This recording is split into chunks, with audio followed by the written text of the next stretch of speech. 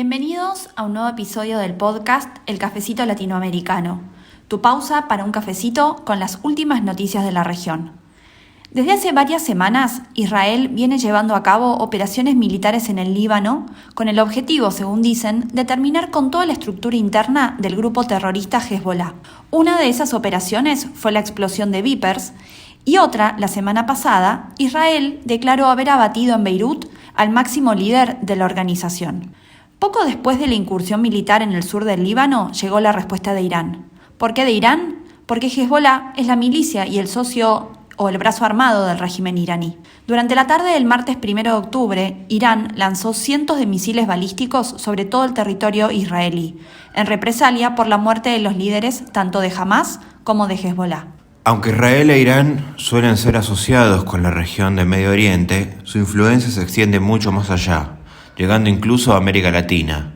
Pero, ¿cómo es que estos dos países han tejido lazos en nuestra región? ¿Qué países en América Latina están alineados con cada uno y en qué áreas específicas se refleja esta alianza? Además, ¿qué papel juega Hezbollah en este escenario? ¿Y hasta qué punto está involucrado en nuestra región? Yo soy Fede. Yo soy Clary, y somos dos politólogos argentinos interesados y apasionados por la política latinoamericana. Por eso, si te interesa conocer lo que pasa en nuestra región de forma clara y precisa, y también mientras ocurren los hechos, te invitamos a suscribirte a nuestro canal del Cafecito Latinoamericano en YouTube. Ahora sí, busca tu cafecito que estamos por comenzar. La política es el arte de lo posible. Instaurar un gobierno de emergencia donde toda Latinoamérica se ve. Honduras lo del golpe de Estado. Pues gracias, pueblo boliviano. No hay plata. Disolver la Asamblea Nacional. Brasil acima de tudo.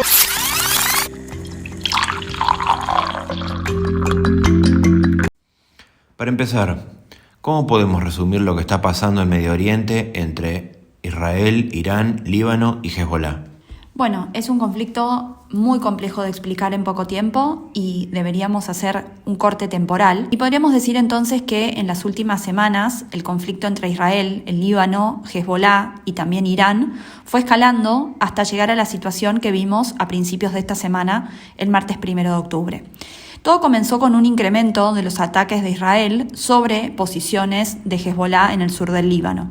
Esto se debe a que desde esa frontera se han lanzado cohetes hacia territorio israelí, lo que provocó una respuesta militar israelí de forma inmediata. Pero lo que realmente encendió las alarmas es el reciente atentado de los Vipers.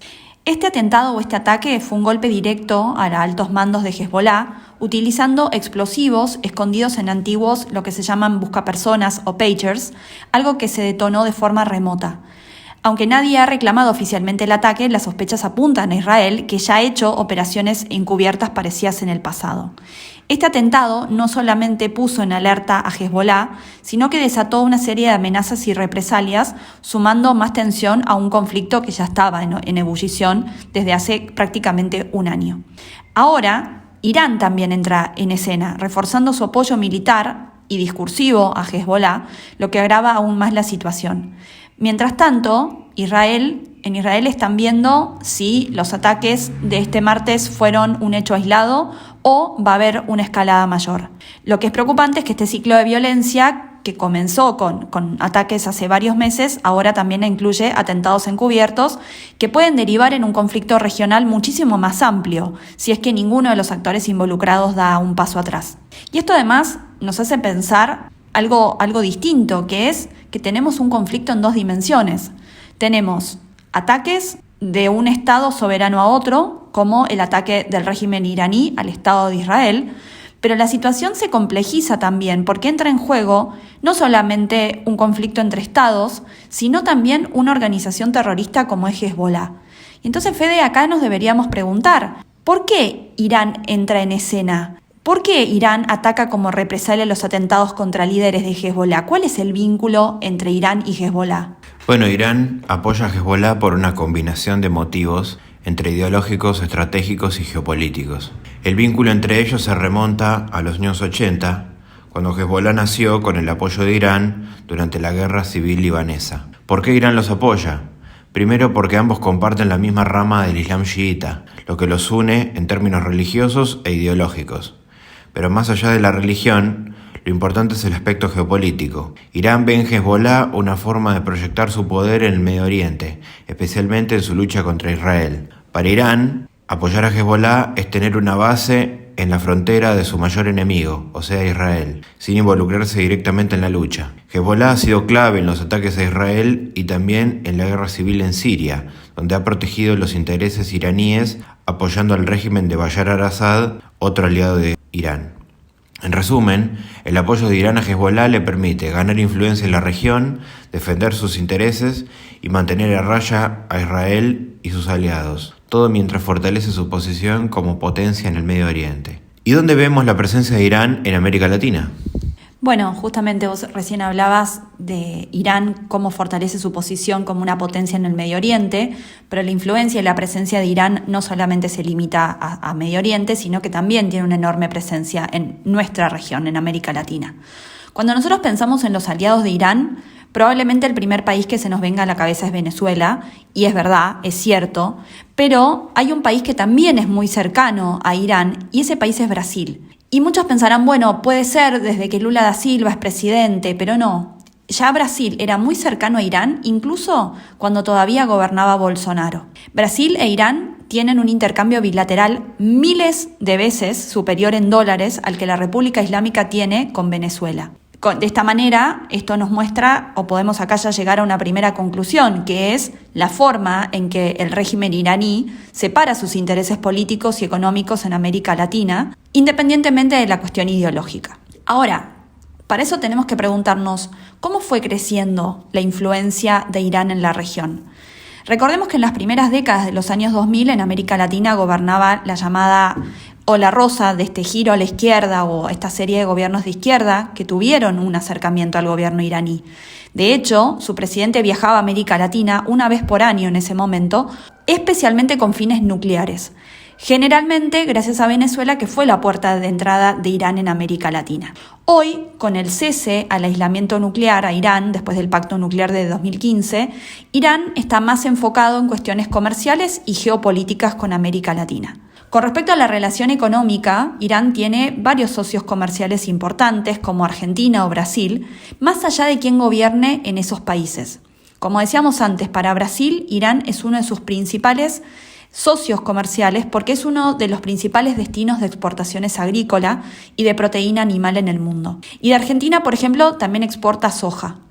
Con Venezuela, el intercambio comercial fue más a través de ayuda económica para mantener una industria petrolera que, como sabemos, en Venezuela está cada vez más debilitada. Ahora, Fede, yo recién estaba hablando del vínculo comercial que Irán tiene con América Latina, pero me imagino que el incentivo de Irán no es solamente un tema comercial, sino también los vínculos están relacionados con un posicionamiento geopolítico, ¿no? Sí, Irán y América Latina han tenido una relación política que para muchos puede parecer sorprendente, pero cuando miramos de cerca tiene mucho sentido.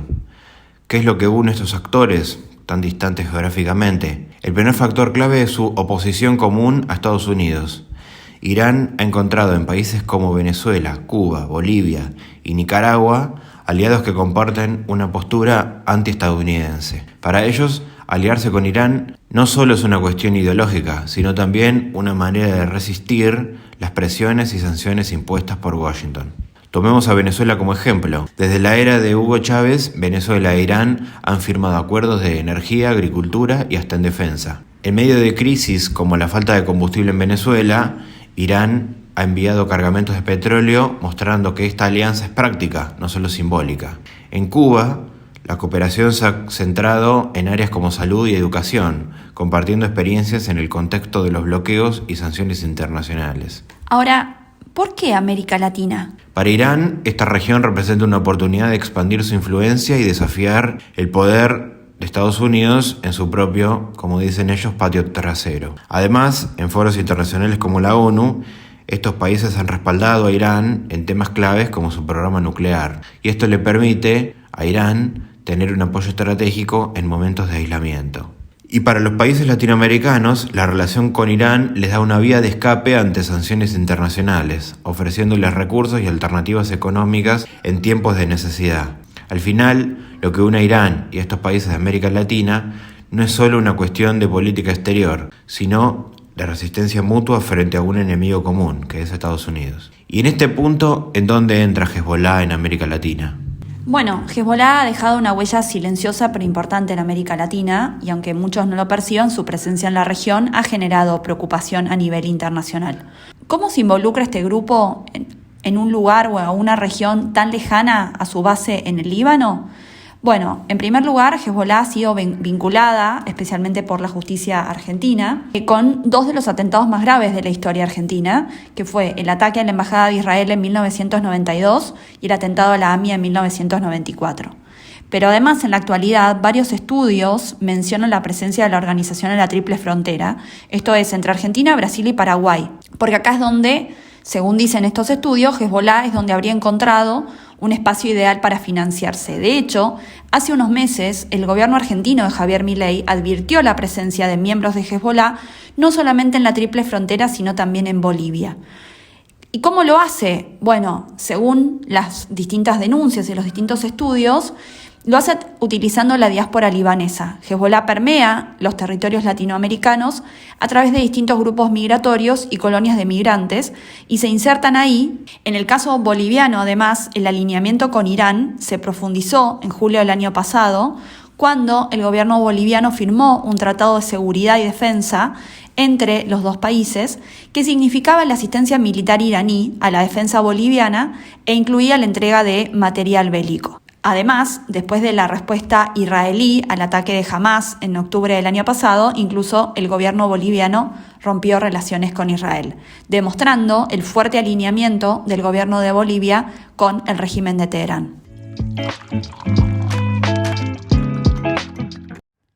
Y Fede, para terminar, ¿cuál es el vínculo entre América Latina e Israel? Es una historia muy rica y compleja.